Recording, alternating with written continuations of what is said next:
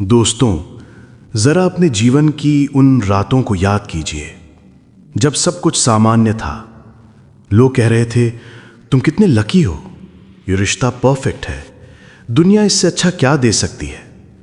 पर उसी समय आपके भीतर एक हल्की सी बेचैनी उठी, एक धीमी आवाज जो बार बार फुसफुसाती रही, कुछ ठीक नहीं है। दिमाग ने उसे दबा दिया।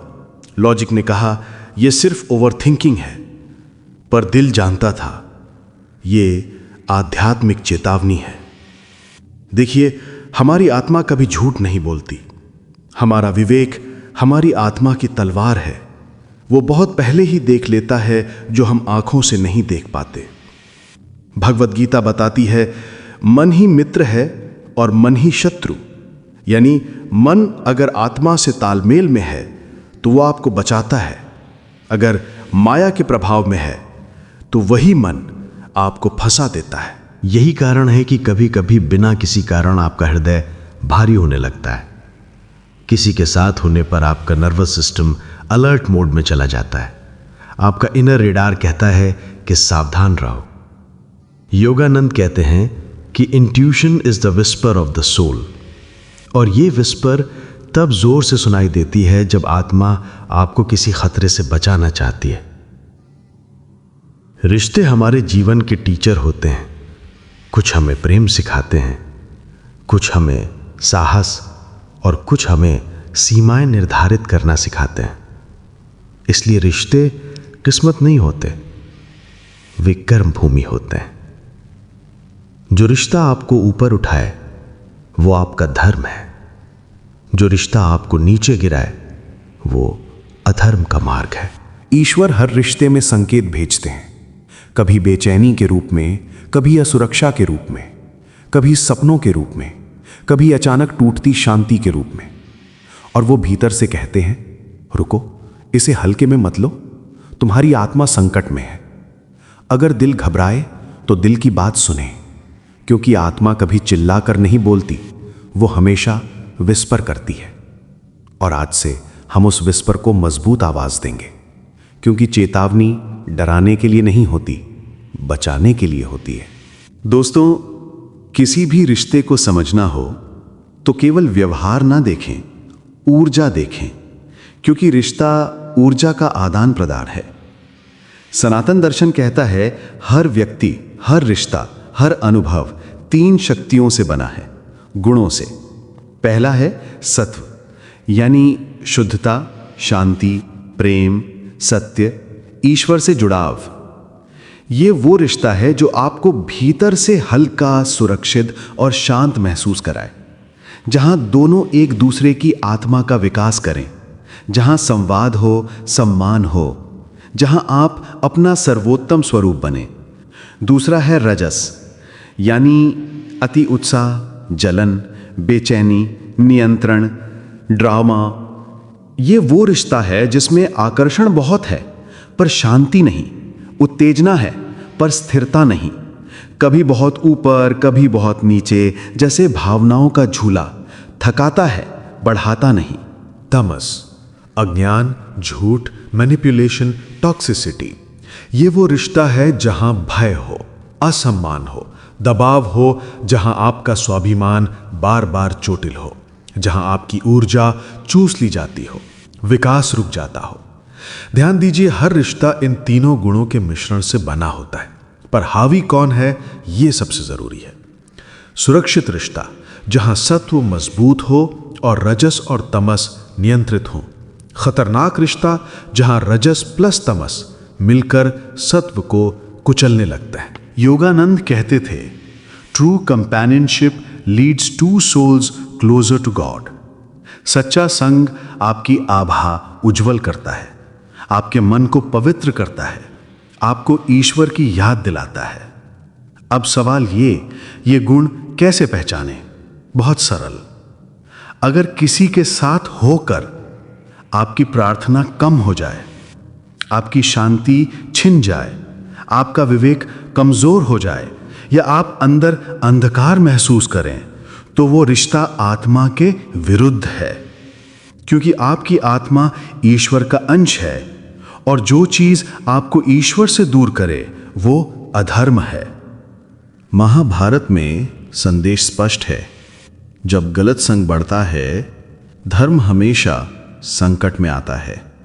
धृतराष्ट्र का मोह राज्य को अंधकार में ले गया। दुर्योधन का अहंकार पूरे कौरव वंश को भस्म कर गया। और ये सब शुरू हुआ रिश्तों में गुणों का विनाश से। तो याद रखिए, धर्म संतुलन है, अधर्म असंतुलन है, और असंतुलन की शुरुआत हमेशा रिश्तों से होती है। अगर कोई रिश्ता आपको आपके सत्य से अलग करने लगे, आपके कैरेक्टर को तोड़ने लगे, अंदर प्रकाश की जगह धुंध भरने लगे, तो वो रिश्ता माया का जाल है। सच्चा प्रेम आपको उड़ान देता है, झूठा प्रेम आपको बंधन देता है। सच्चा रिश्ता आपको याद दिलाता है तुम्हारी जड़ें ईश्वर में हैं। खतरनाक रिश्ता आपको यकीन दिलाता है तुम अधूरे हो। और जहां यह भ्रम पैदा हो वहीं आत्मा अलार्म बजाती है। साइन 1, ये प्रेम नहीं मोह है। जब कोई रिश्ता आपकी जिंदगी में आता है, शुरुआत में सब कुछ जादुई लगता है। दिल तेज धड़कता है, रातों की नींद उड़ जाती है, हर क्षण बस उसी व्यक्ति का ख्याल, जैसे कोई नशा हो। पर क्या कभी आपने देखा है उस उत्साह के पीछे एक बेचैन सी घुटन भी छुपी होती है।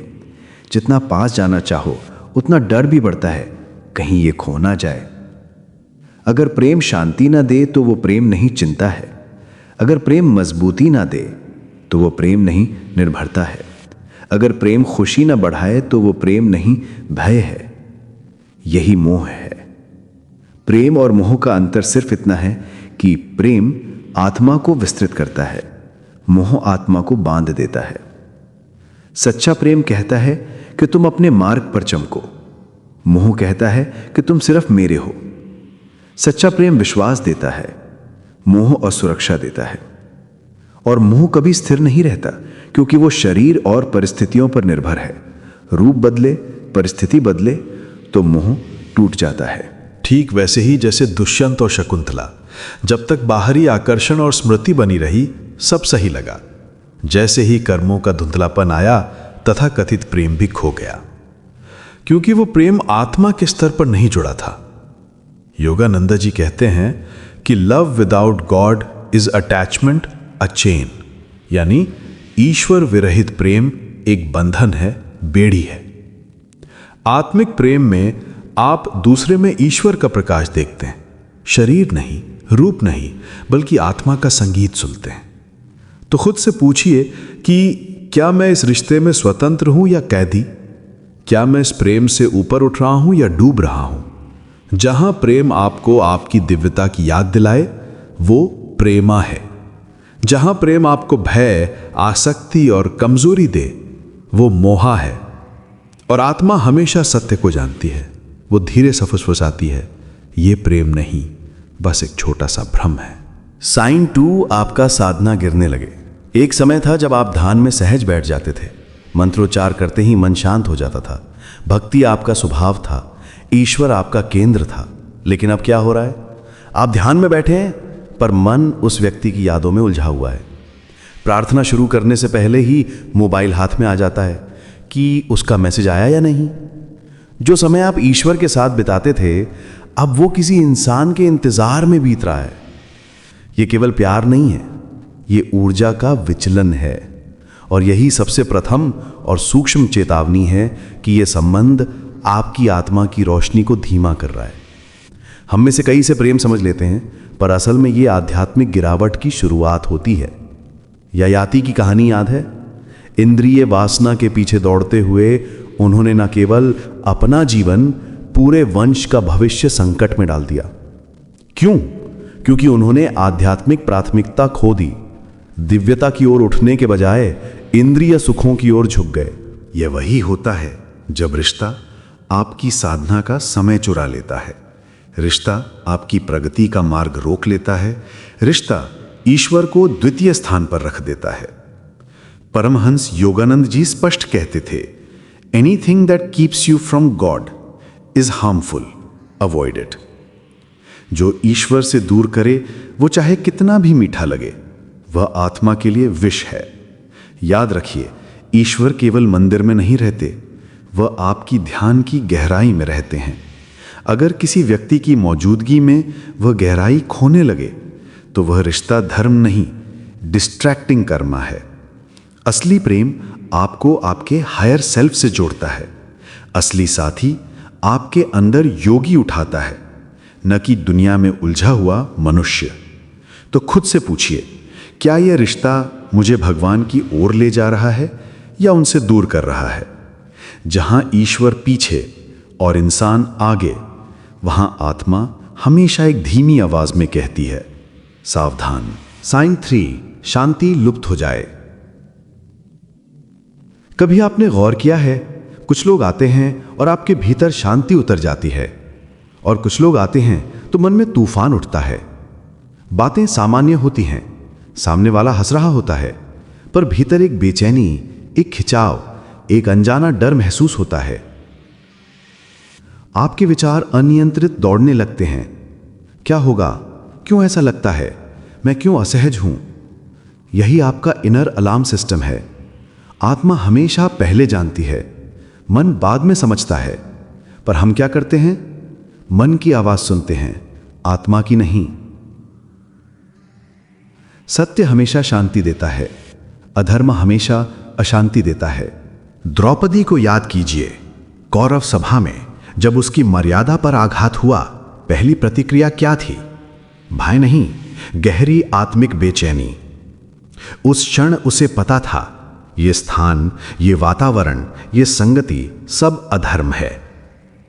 यही बेचैनी आपका सबसे विश्वसनीय संकेत है कि जिस संबंध या परिस्थिति में आप हैं वो अपने स्वभाव से विषैली है।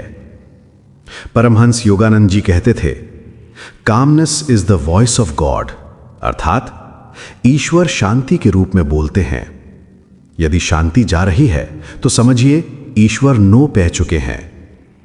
हम अक्सर सोचते हैं, शायद मैं ही ओवरथिंक कर रही हूं, शायद समय लगेगा, शायद वो बदल जाएगा। पर आत्मा शायद नहीं बोलती, आत्मा सीधी चेतावनी देती है। आप किसी संबंध से बाहर आते हैं और अचानक सब हल्का लगने लगता है, चिंता गायब, सांस सहज। यही प्रमाण है आपकी शांति कैद थी, और जहां शांति कैद, वहां आत्मा दम तोड़ने लगती है। तो अपने भीतर उतरकर पूछिए, इस व्यक्ति के जाने के बाद क्या लौटता है? शांति या और भी शोर? जहां शांति न हो वहां रुकना नहीं है, वहां से सीखकर आगे बढ़ना है। साइन नंबर 4, आत्मा सत्संग मांगने लगे। कभी कभी हमारे मन में अचानक एक प्रबल इच्छा उठती है, काश कोई ऐसा मिले जो मेरे साथ केवल बातों के स्तर पर नहीं बल्कि आत्मा के स्तर पर जुड़ सके। कोई ऐसा जिसके साथ ईश्वर को याद करना स्वाभाविक लगे, धर्म की बातों से मन और भी खिल उठे, भक्ति साझा करने पर संकोच ना हो, और साथ चलना भीतर के शिखर की ओर हो। ये लॉन्गिंग ईगो की नहीं, ये आत्मा की पुकार है। आत्मन रिकॉग्नाइज करता है कि उसका असली घर परमात्मा है और वो उसी दिशा में जाने वाले साथी को खोजता है। राम और सीता का संबंध इसका उदाहरण है। उनका प्रेम केवल आकर्षण नहीं था, वह धर्म का संकल्प था। सीता ने राम के साथ वनवास स्वीकारा क्योंकि प्रेम धर्म पर आधारित था। राम ने सीता की रक्षा के लिए पूरी पृथ्वी को युद्ध भूमि बना दिया क्योंकि कर्तव्य प्रेम का स्वभाव है। यही है सात्विक रिलेशनशिप, जहां साथ देकर आप एक दूसरे को ईश्वर के और करीब ले जाएं। अब अपना जीवन देखिए, क्या आपके संबंध आपको ऊपर उठा रहे हैं या धीरे धीरे गिरा रहे हैं? क्या आपके सपनों में किसी ऐसे व्यक्ति की छवि है जो आपकी आध्यात्मिकता को समझे, आपकी साधना का सम्मान करे, आपके विकास की खुशी मनाए? अगर हां, तो वो लॉन्गिंग किसी फैंटेसी का खेल नहीं बल्कि आत्मा की जीपीएस प्रणाली है। वो आपको याद दिला रही है कि आपका जन्म केवल दुनियावी रिश्तों के लिए नहीं हुआ बल्कि धर्म और ज्ञान के साथी के लिए हुआ है। और यदि वर्तमान संबंध आपकी इस लॉन्गिंग को रोक रहा है, आपकी आध्यात्मिक आवाज को दबा रहा है, तो समझ लीजिए वो आत्मा के मार्ग में बाधा है, सहयोगी नहीं। आत्मा हमेशा वही आकर्षण महसूस करती है जहां उसका उत्थान है, जहां उसका प्रकाश बढ़ता है, जहां ईश्वर की ओर यात्रा सहज हो जाती है। तो उस लॉन्गिंग को अनसुना मत कीजिए। वो आपकी आत्मा का संदेश है कि आप और अधिक के लिए बने हैं। साइन 5, सामने वाला आध्यात्मिकता का विरोधी। एक और गहरा संकेत है जब कोई इंसान आपकी आध्यात्मिकता को छोटा करने लगे, आपकी साधना पर हंसे, आपके भगवान को मजाक बनाए, आपके मंदिर जाने पर ताना मारे या कहे कि ये सब बेकार है, असली जिंदगी कुछ और है। यही है तामसिक प्रभाव, क्योंकि गॉड मॉकिंग हमेशा उसी मन से आती है जो माया में डूब चुका हो। अब सोचिए, एक रिश्ता कैसा होना चाहिए? जहां प्रेम हो, सम्मान हो और सबसे महत्वपूर्ण आपके आत्मिक मार्ग का आदर हो। अगर कोई साथी आपको योग, ध्यान, शास्त्र अध्ययन से दूर करे तो वो आपके जीवन से प्रकाश हटाकर अंधकार बढ़ा रहा है। यह आध्यात्मिक रूप से सबसे खतरनाक संकेत है। प्रहलाद को देखिए, उसका अपना पिता विरोधी था। हिरण्यकशिपु शक्ति का पुजारी था, पर भगवान को स्वीकार नहीं करता था। वो चाहता था कि प्रहलाद भी ईश्वर को भूल जाए, लेकिन प्रहलाद बचा कैसे? क्योंकि उसका सत्संग बाहर से नहीं, भीतर से था।